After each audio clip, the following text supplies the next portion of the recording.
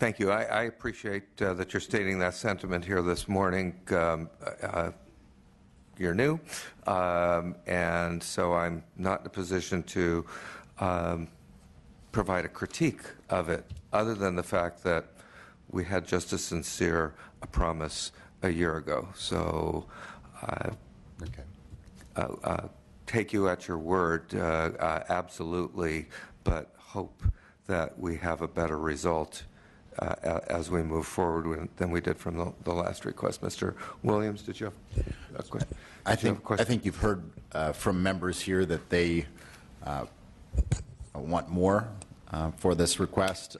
So I will move to hold open the positions and funding, but to adopt budget bill language to prohibit the redirection of positions and resources without the prior notification and approval of the Joint Legislative Budget Committee. May I speak to that proposal? You may speak to that proposal, and I also want to ask for public comment really quickly if there is any.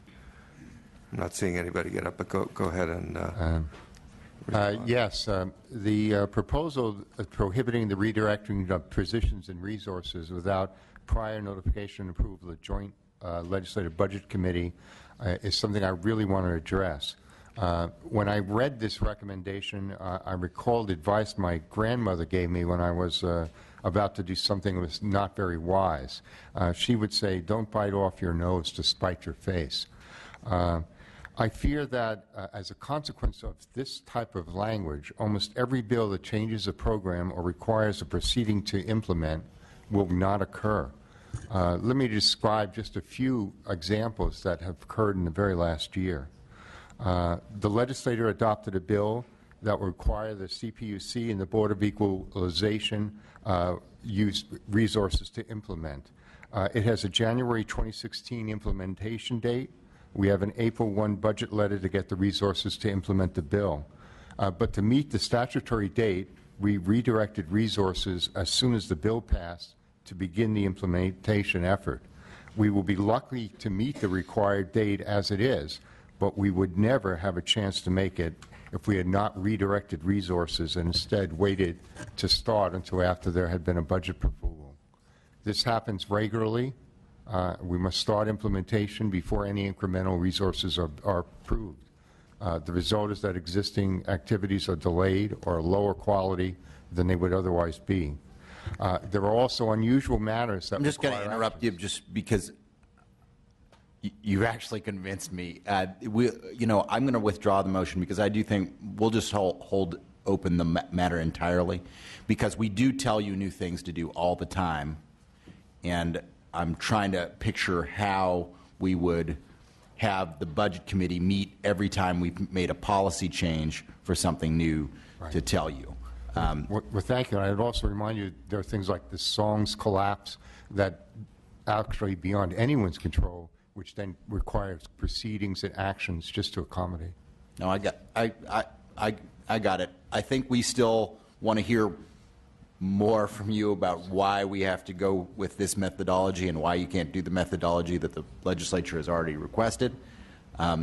So I'll just suggest that we hold it open, which I guess doesn't require a motion. It does not. The motion is withdrawn. Mr. Gordon? And we have one member of the public who wants to be heard in a moment. But what, Mr. Gordon, you want to hear from the public first? We'll take your comment. Mr. Chairman, I'll defer on whether I should make my public comment now, because I actually have comments on 3 of the different issues, include just a portion of what you were talking about right now, but not all of it. So I'm not sure if you want me to make comments now or wait. We're just taking public comment on the zero-based budgeting issue. Okay. I will actually wait. There may be a little bit of overlap, but I'll wait. Okay. No problem. Okay. So let me go back to our agenda, and under this under the PUC, we have issue number 1, which relates to the zero-based budgeting, and there is a staff recommendation that would require the Department of General Services using CPUC funds to contract with an independent outside consulting firm I won't read the rest of the staff recommendation, but I think that is something that we should move forward on today, and I would move that staff recommendation. Second. All right, if there's no further discussion, then we'll take a vote on that. Bloom. Aye. Gordon. Obernolte. Patterson. Williams. Aye. Thank you all. Now we'll move on to issue number 2. And I believe we've had some discussion of that, and that The audit positions? if there's any further comment, otherwise, I think that Mr. Williams, before he left, was discussing that one in terms of perhaps holding that open. Do you feel a need to add additional comments? Not really. Holding open seems fine. Okay. Any comments from LAO or Department of Finance? Yes. While the staff recommendation, this is Kathy Madison, Department of Finance, while the staff recommendations would provide the legislature with additional oversight, it could also limit the PUC's ability to address catastrophic events. Yes. Hence San Bruno and that type of accident, because it would limit their ability to redirect within. All right. Thank you. So that's something for us to consider while this is being held open. If I could add, Ellen Marotti, Department of Finance, that we are reviewing the recommendation for an independent contractor to do a zero-based budget project, and we'll get back to you with any feedback. Thank you. So we'll be taking a closer look at this over the coming weeks. And that'll, do we have public comment on this issue? And then we'll hold that open and move forward to number 3. Thank you, Mr. Chair. Members, Ignacio Hernandez on behalf of the Utility Reform Network, or TURN. As you know, TURN is never shy about expressing its concerns when there are issues at the CPUC, but we also feel that it's extremely important to have a strong and effective CPUC. So we actually support the purpose of the funding for audit reviews, both the fiscal and internal audits, and also review of the balancing accounts. We do support the funding allocations for that, and also the regulatory audits under this issue. We think those are important services, and as the budget process goes forward, we will ask for those to go forward. As far as some of the discussion around the accountability, we reserve our comments on that issue until further discussion in future committees. Thank you. This has been a good hearing. It's been a little less formulaic than our usual hearings, a little bit more sausage making going on here. And I want to jump back into this discussion and ask you, please, to talk a little bit about the fact that there's been a lot of attention to the federal investigations that have been taking place, and there were roughly $5 million, I think, in legal fees. Can you elaborate on the parameters of the use of those funds and the process that the agency went through for authorizing the funds? Yes, I can. Thank you. Okay. Okay. Well, first of all, what we've done is we've gone to a standard contracting proposal, which was proposed to us by our legal division. In order to comply with the subpoenas, they recognized that they would be unable to do so without the resources of an external firm, particularly one that had experience in producing documents in criminal matters. We had an initial contract with them that was done on the fly, and there was the amended contract was for $5.2 million. In preparations for today, I actually did an analysis of the budget that they have. It turns out that review of documents for responsiveness and then legal privileges. Legal privileges arise from different things. One, from our statutory mechanism, which makes it a misdemeanor for us to reveal utility information to the public. Also from lawyer-client privilege and from deliberative privileges. And of that $5 million, it turns out that $2.5 million alone, 49%, will be spent on that. These documents are reviewed, they're put into a database, and then document production requires another $500,000. Then whenever there is a legal privilege, there's a log that's created, and that also takes a $500,000. So there you're sort of up to about $3 million. Basically, to make a long story short, this isn't for the criminal defense of the commissioner or anybody, but it's to be transparent, to provide the information requested to both the federal and the state prosecutors. The contract was signed by me. I have to say, when it crossed my desk, I was shocked at the size and the amount of it. I held it for discussion. I went over in detail what the alternatives were, what we could do about it. I found out that the reason why we were doing it is because the AG declined to defend us because they were prosecuting us. And I sought input and direction on it, but then in the end, I didn't see any alternative, and I signed it, and it's now before, DGS, for standard review. And does it go at some point to the commission for authorization? No, it does not. It's Why is that? considered, well, it's not starting to considered be it's considered a standard contracting matter. I sought advice from individual commissioners to get a sense of what they wanted. Obviously, you'd be crazy as an appointee to not get a sense of what your board wants. No one saw any other alternative to this, and no one asked for a vote. So I handled it. I signed it. It's my responsibility.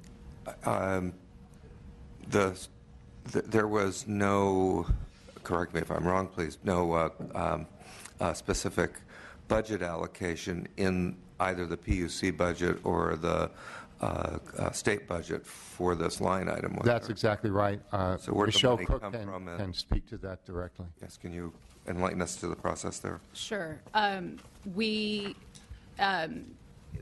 as things occur and that may or may not be anticipated, we respond using our operating and our operating budget.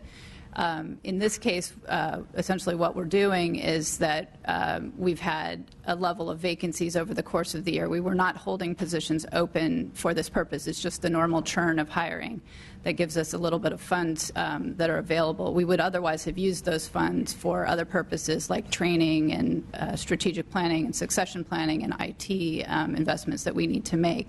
Instead, we're holding those funds to use for this contract. If you think about it, we have about $330 million of operating funds. This 5.2 is about 1.5% to 2%. It will hurt us in these activities. It will slow us down, but it is something that is basically absorbable. Mr. Gordon? So just a process-related question. You entered into this contract, or you signed the contract. I did. For $5 million. 5.2, about 5. And without any approval in a public meeting by the commission? Yes, that's correct. What There is was your no vote. What is your level of authority from the commission to enter into contracts? It's quite high. I don't know exactly, but I've signed contracts for $50 million. Without commission review or Yes, approval? that's right. They're usually consistent with operating energy efficiency contracts in particular. The structure has been approved as part of the operations, and yes, that's right. Can you give it more detail on the? Yes, so all contracting documents have essentially the department head is who signs it. That's the title that's on the form, that's the state form. And the way that it has always worked historically is that the executive director is that signatory unless delegated to a lower level. So I have signature authority at up to a certain level, but there is no vote taken for the signature for those things. I will say that this is actually one thing that I think that President Picker has specifically the issue of delegations and memorializing delegations and reviewing the delegations is something that they're taking up. I think they actually might be meeting just this afternoon in the new Policy and Governance Committee, and that is one of the topics that they have on their agenda is the delegations and refreshing that. So it may be that is something that changes over time, but that's the structure right now. I have to tell you, I take the responsibility seriously. I look at particularly something of that size. I check on it, but we are about 1.4 billion in operations. Well, you're not necessarily 1.4 billion in operations. You're 4 billion in operations and you're 1 billion in pass-through. Yes, but the pass-through sometimes requires contracts and Yeah, forms. I guess I've just never, in all my years in public service, I've never seen where someone who is essentially staff has that level of authority, so I'm just a little surprised. I think from my perspective, this is a question of best practices, and the only model I have is the local government model, and it's pretty clear that the PUC operates differently in many ways. Whether that's appropriate or not, I think, is an open question as I'm sitting here. But at the local government level, we would pass a budget, and the city manager, in a managerial form of government, would have check-signing authority for those items that are approved in the budget categorically. If there's something outside of the budget, a catastrophic event, for example, or something that requires an additional allocation, then the city manager would return for supplemental authorization from the city council or board of supervisors or whatever the local board is. That is, to me, that's the missing piece here. And that's what I think that President Picker has, I think, more experience in the local government style approach to things, and that's why this is something that is before them to come up with whether this is the right approach to take or not. But that is how it has been operating at this point in time. I'd have to say I worked with the governance structure that I was in. I sought the input of the people. If a vote had been required, I'm confident I would have had the support of every single one. I appreciate that. But I understand that governance is your responsibility. Notwithstanding that, what's missing is not just an approval, but a public process. And that's pretty important. So unless there's further questions, why don't we forge ahead? We're going to hold this item open and move on to issue number 3.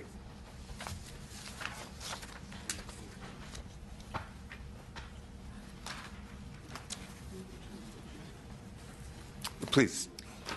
I'm sorry. I didn't mean I'll speak to issue number 3. My pause was to allow you to go forward. We support the staff recommendation to approve these as budgeted. These are the legislative BCPs that we have related to a portion of the legislation that was adopted in the prior year. This focuses on the gas leak abatement, electrical grid security, and the modified limousine regulations. If you have more specific questions, I could speak to them, but I think it's fairly straightforward. Are there any questions? I'm going to recommend that we hold this item open.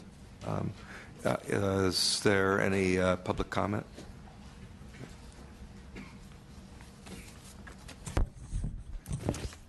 Ignacio Hernandez again on behalf of TURN. We support the staff recommendation. Thank you. Let's hold that open and move on to item number 4. The catch-all. So item number 4 is related to the various public purpose programs on the telecommunications side. The largest portion of this increase is related to the increase in the Lifeline program. There's a large increase in the uptake rate based on the program being expanded to include wireless, and so these budget program proposals are related to the Deaf and Disabled Telecommunications Program, the Lifeline Program, the California Teleconnect Fund, and the California High Cost Fund A. In addition, one of them is related to continuation of the staffing for the speech, in order to implement the speech-generating devices legislation that was adopted a few years ago. And we certainly support the staff recommendation to approve them as budgeted. As do I. Are there any, were there additional? No, I was just Mr. going to mention Sullivan? this is about $500 million. Great. LAO, Department of Finance. Questions from the dais? Move the item. We need to ask for public sorry. comment. Hold that in abeyance for a moment. Thank you, Mr. Chair. Ignacio Hernandez, again, on behalf of TURN, we do support this item. Let me just make two other comments. We did submit a letter to the subcommittee. As you're looking at the overall budget and budget requests for this year, there are a couple of items that were not included, and we're hoping that they will be covered in existing funding as you're kind of looking where the prior year allocations are and going forward. So let me just mention them. One is a small item.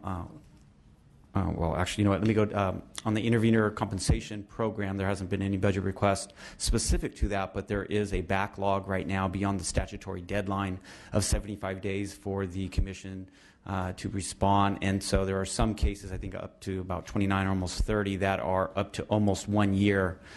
So well past the deadline. So we're hoping that as you review the overall budget, we can figure out how to assure that existing resources or perhaps new allocations can address that backlog. The other is a small item, and just make sure I get it right, the Energy Data Access Committee, which is charged with reviewing a number of items that are key for ratepayers and keeping costs down. There are 3 public members that are appointed to that entity, and unfortunately our understanding is that there's no funding for those public members to travel to these quarterly meetings.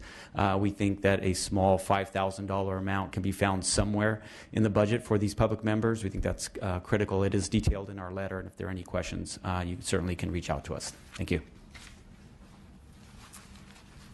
Thank you. We have a motion. A motion. Is there a second? Seconded. Roll call, please. Bloom. Aye. Gordon. Aye. Obernolte. Patterson. Williams. It's 4-0. Great. Thank you. That item is approved, and I thank you very much for. Thank you very much for the opportunity to appear. You're welcome. Our last item of the day is the Bay Conservation, San Francisco Bay. There are multiple bays. This is the other city by the bay.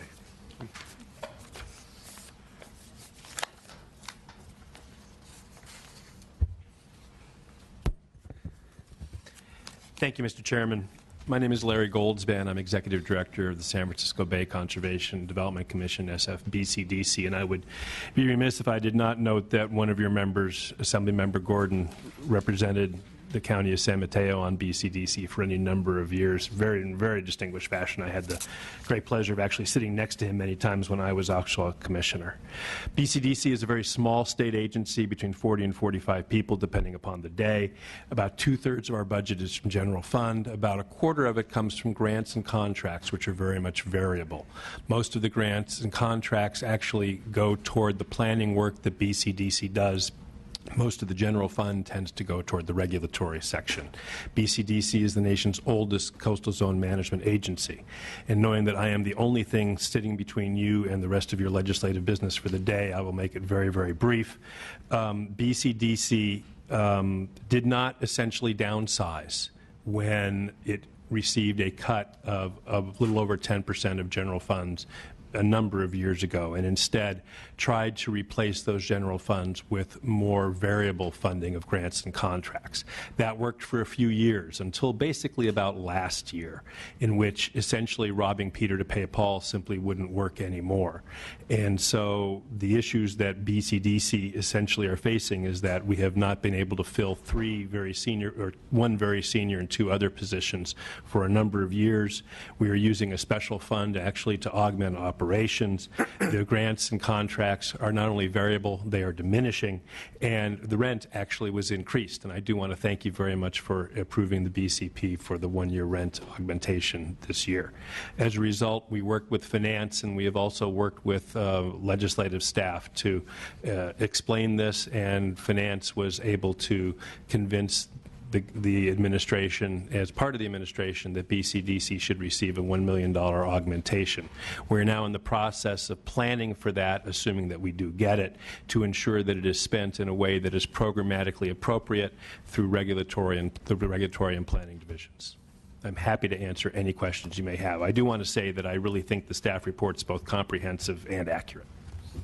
Thank you. I think many members of the public don't know that the California Coastal Commission, which has jurisdiction over virtually all the California coast, with the limited exception of that which the BCDC has jurisdiction over. So as a former member of the Coastal Commission, I understand well how important your mission and responsibilities are. And, this to me seems like an appropriate allocation and does have a staff recommendation to approve as budgeted. Move to approve as budgeted. Second. Bloom. Aye. Gordon. Aye. Obernolte. No. Patterson. Williams. That item's open. Thank you very much. Thank you. We will await add-ons and adjourn after we've had an opportunity for that. But we appreciate you being here today. Thank you all for your participation in the meeting.